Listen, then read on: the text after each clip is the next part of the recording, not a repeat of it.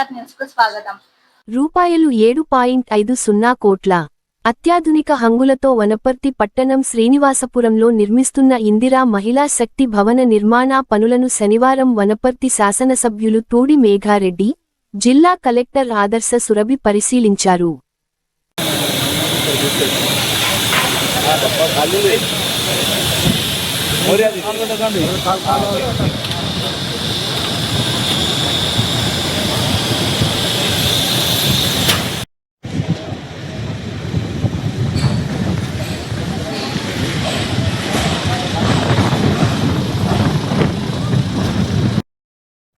మొగుడు ఉన్నాడా?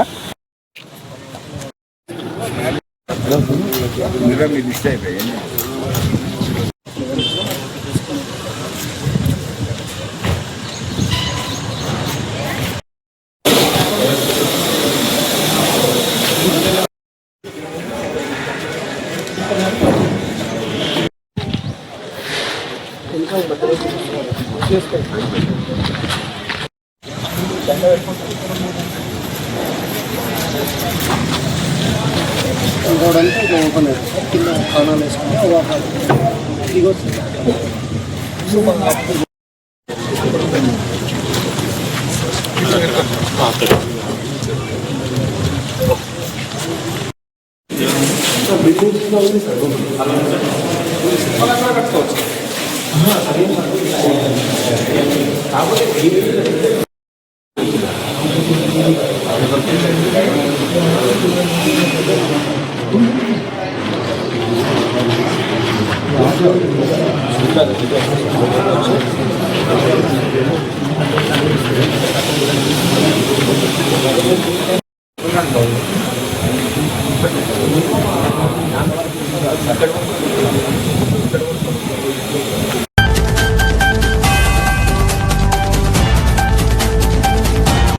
ఉమ్మడి గోపాల్పేట రైతులు తాము ఆరుగాలం కష్టపడి పండించిన వరి, మొక్కజొన్న ధాన్యాన్ని కొనుగోలు చేయాలని దాదాపు 4 గంటల పాటు ఎర్రటి ఎండలో ధాన్యం రోడ్డుపై పారబోసి ధర్నాకి దిగారు. ధాన్యాన్ని తరుగు లేకుండా తడిసిన ధాన్యాన్ని కూడా ప్రతి గింజతో సహా కొనుగోలు చేయాలని డిమాండ్. రైతులకు సంఘీభావం తెలిపిన జిల్లా మీడియా కన్వీనర్ నందిమల్ల అశోక్ మాట్లాడుతూ రైతులు ఉసురు పోసుకున్న రేవంత్ ప్రభుత్వం ఆగం కాక తప్పదు. జిల్లా వ్యాప్తంగా ధాన్యం కొనుగోలు చేయకపోవడం వల్ల కన్నీటితో తమ పంట తగలబెట్టుకుంటే ప్రభుత్వంలో చలనం లేదని విమర్శించారు.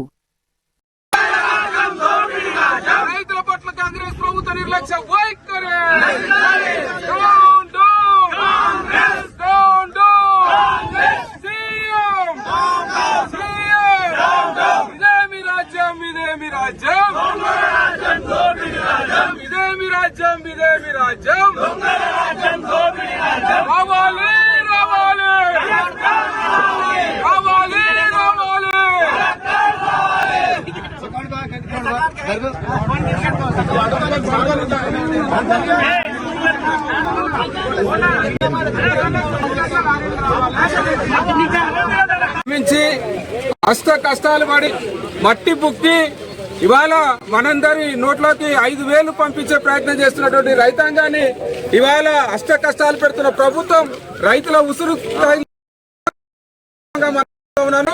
ఇవాళ దాదాపు ఎర్ర దాహంతోన ఆకలి అలమటను మరిస్తూ 3 గంటల పాటు మా ధాన్యం కొనుగోలు చేయని మహాప్రభు అని ఏడుకుంటుంటే ఇక్కడ ఉన్న అధికారులు గాని ప్రజాప్రతినిధులు గాని అధికారంలో ఉన్న పాలకులు కూడా నిర్లక్ష్యం చేయడాన్ని మేము తీవ్రంగా ఖండిస్తా ఉన్నాం. ఎట్టి పరిస్థితుల్లో ఇవాళ ట్రాన్స్పోర్ట్ కు సంబంధించిన లారీలకు ఇచ్చినటువంటి ఏజెన్సీ అతనికి ఎటువంటి ఏజెన్సీ లేదు, లైసెన్స్ లేదు. కేవలం అతనికి రాజకీయ పరంగా ఆర్థికంగా అతను లబ్ధి చేయడానికి ఇవాళ ట్రాన్స్పోర్ట్ ఏజెంట్ అని పెట్టి ఇవాళ రైతులను ఇబ్బంది పెట్టే కాలం వచ్చింది. ఇవాళ ట్రాన్స్పోర్ట్ కు సంబంధించిన లారీలు ఏవి రాకపోవడం వల్ల ఇవాళ రైతులకు మాత్రమే ట్రాక్టర్లు తీసుకొచ్చి ఇక్కడ ధర్నా పెట్టిన కేవలం మన పోలీస్ శాఖ వారు మాకు సహకరిస్తూ 3 గంటల పాటు ధర్నాకు సహకరించారు. కానీ అధికారులు మాత్రం ఇవాళ రెవెన్యూకి సంబంధించిన అధికారులు ఒక్కరు కూడా రాలేదు. ఇవాళ 3 గంటల నుంచి చేస్తున్నా ఇప్పటి వరకు కూడా అధికారులు చర్యలు లేదంటే మనం అంతా గమనించాల్సిన అవసరం ఉంది. ఇవాళ దాదాపు గతంలో 5 లక్షల హెక్టార్ల కాలంలో మొక్కలు కానీ వరి కానీ పండింది. కానీ ఇవాళ 95,000 టన్నులు మాత్రమే కొనుగోలు చేస్తే దాదాపు 5 లక్షల టన్నులు ఎక్కడ పారబోసుకోవాలని ఇవాళ వనపర్తిలో నేను వస్తుంటే ఒక ట్రాక్టర్ కు సంబంధించిన వరి ధాన్యం బయట వేసి మంట పెట్టబోతుంటే నేను ఆపి వచ్చిన, అయ్యా కొద్ది ఆగండి, పండించారు ఈ ధాన్యాన్ని ఎందుకు మీరు మంట కలుపుతారు, కొద్ది ఆగండి, అధికారులు స్పందించారు, ఒక్కరోజు ఆగండి అని వాళ్ళకి చెప్పి ఇక్కడ వస్తున్నా. ఇక్కడ కూడా 3 గంటల పాటు ధర్నా చేస్తుంటే ఒక పోలీస్ వారు వచ్చి మాకు చర్చలు చేసి శాంతింపజేసే ప్రయత్నం చేస్తున్నారు. వారికి హృదయపూర్వక ధన్యవాదాలు. రైతులకు అండగా నిలిచినందుకు మీ అందరికీ కూడా ధన్యవాదాలు. కానీ మా ఆవేదన అర్థం చేసుకోండి, మా రైతుల ఆవేదన అర్థం చేసుకోండి.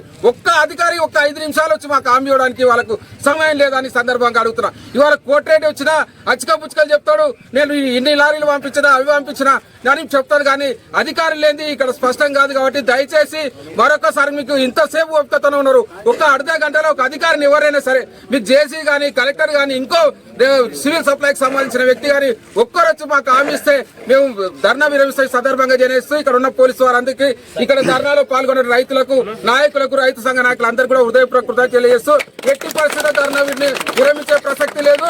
అర్ధ గంట లోపల జిల్లాకు సంబంధించిన ధాన్యం కొనుగోలు అధికారులు రావాలి, మాకు హామీ ఇవ్వాలి, స్పష్టమైన హామీ ఇవ్వాలి. అది కూడా తరుగు లేకుండా తడిసిన ధాన్యాన్ని చివరి గింజ వరకు కూడా ధాన్యాన్ని కొనుగోలు చేయాలని మాకు హామీ ఇస్తేనే మేము ఇక్కడ నుంచి కలుగుతామని సందర్భంగా మనం చేస్తూ ఇక్కడ పాల్గొనడం మీ అందరికీ కూడా హృదయపూర్వక కృతజ్ఞతలు తెలియజేస్తున్నాం.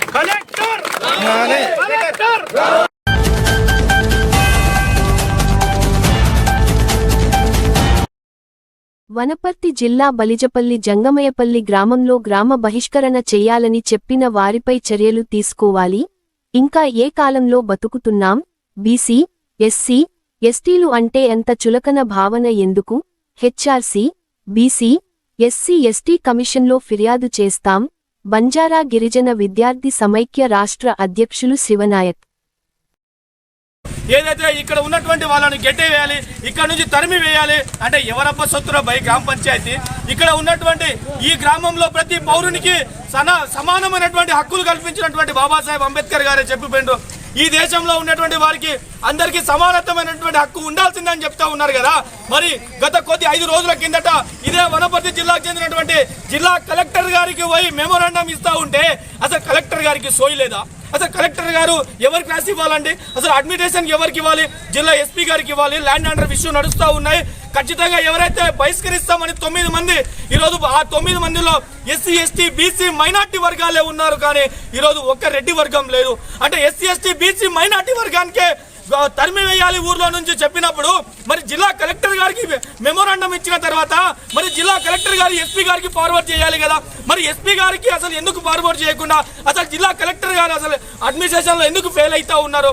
మేము ఖచ్చితంగా చెప్తా ఉన్నాము. ఇక్కడ ఏదైతే 9 మందికి అవమానం జరిగింది, ఆ ఎవరైతే మాట్లాడినటువంటి వ్యక్తులను వెంటనే అరెస్ట్ చేసి వారి మీద చట్టపరమైన చర్యలు తీసుకోవాలని ఇక్కడ ఉన్నటువంటి ఎస్పీ గారికి కూడా కోరుతా ఉన్నాము. ఈరోజు చూస్తా ఉన్నాం మిత్రులారా, ఏదైతే ఇక్కడ ఉన్నటువంటి శాసనసభ్యులు తూడి మేఘారెడ్డి గారు అంటే ఇది ఎవరు రాసి ఇచ్చినట్టు? ఈ మండల్ హెడ్ క్వార్టర్ చేయమని చెప్పినటువంటి వ్యక్తి ఎవరు? మేఘారెడ్డి గారే కదా. మరి మేఘారెడ్డి గారికి మీరు పోయి కలవచ్చు కదా. అంటే మేఘారెడ్డి గారు ఎవరు రాసిచ్చారు? పొంగులెడ్డి గారు రాసిచ్చారు కదా. మరి పొంగులెడ్డి శ్రీనివాసరెడ్డి గారు కలెక్టర్ గారు రాసిచ్చారు కదా. మరి ఈ మండల్ కావడానికి కొంతమంది కోరడం జరిగింది. ఈ రోజు బలిజపల్లి జంగమయ్యపల్లి గ్రామము చాలా పెద్ద గ్రామ పంచాయతీ.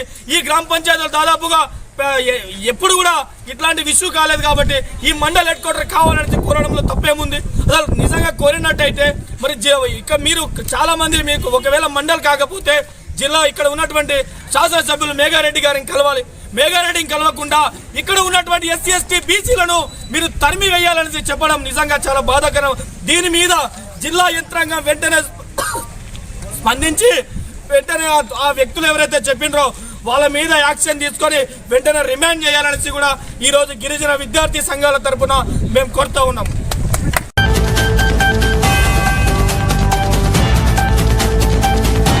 శనివారం వనపర్తి జిల్లా పోలీసు కార్యాలయంలో జిల్లా ఎస్పీ సునీత రెడ్డి, ఐపీఎస్ ఆదేశాల మేరకు జిల్లా అదనపు SP Rajesh Meena, IPS Wanaparthy public ప్రాసిక్యూటర్లు, డీసీఆర్బీ అధికారులు, జిల్లాలోని అన్ని పోలీస్ స్టేషన్ల కోర్టు డ్యూటీ కానిస్టేబుళ్లతో సమీక్ష సమావేశం నిర్వహించారు.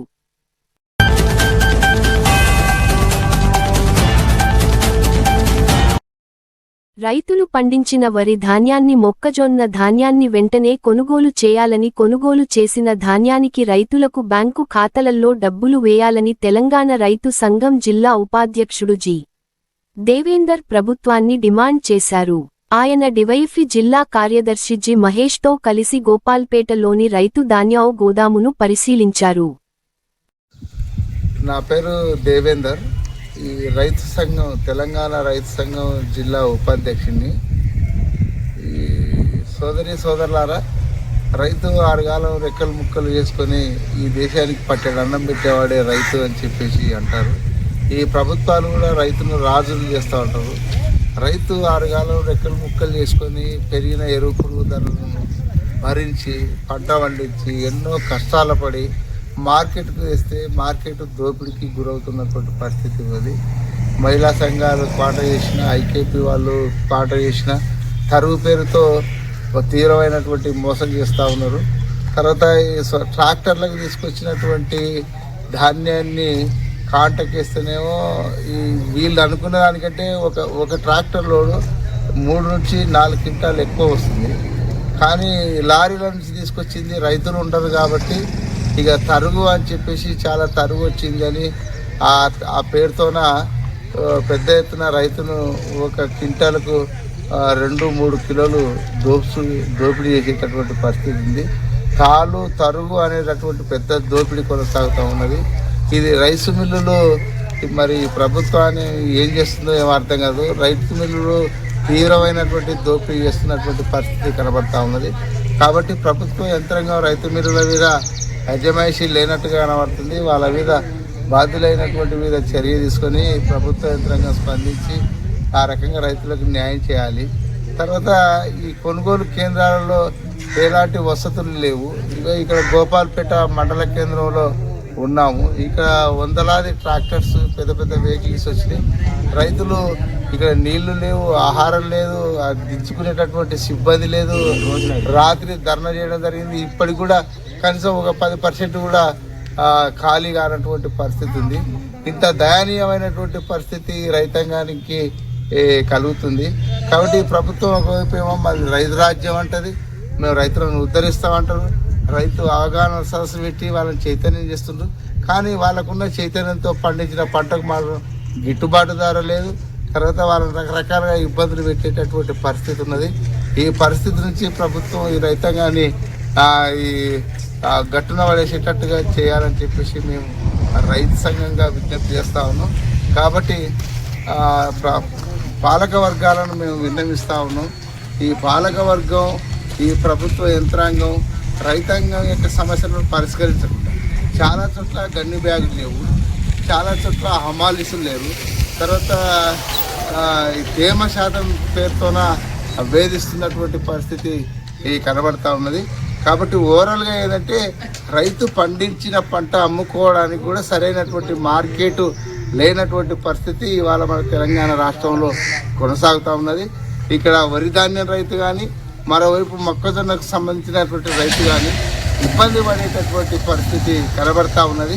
కాబట్టి ప్రభుత్వం, పాలకవర్గం రైతుల సమస్యలను పట్టించుకోకుండా గాలికి వదిలేస్తే సహించేది లేదని చెప్పేసి హెచ్చరిస్తున్నాం. రాబోయే కాలంలో రైతు ఉద్యమాలను తీవ్రతరం చేస్తాం, ఈ పాలకుల యొక్క మెడలు వస్తాం. కాబట్టి ఈ సమస్యలను పరిష్కరించాలని విజ్ఞప్తి చేస్తున్నాం. లేని పక్షంలో జిల్లా కలెక్టరేట్ ముందర పెద్ద ఎత్తున ధర్నాలు, పాదయాత్రలు, రకరకాల సభలు, సమావేశాలు పెట్టి ఈ ప్రభుత్వం మెడలు వంచుతాం. కాబట్టి రాబోయే కాలంలో జరిగేటటువంటి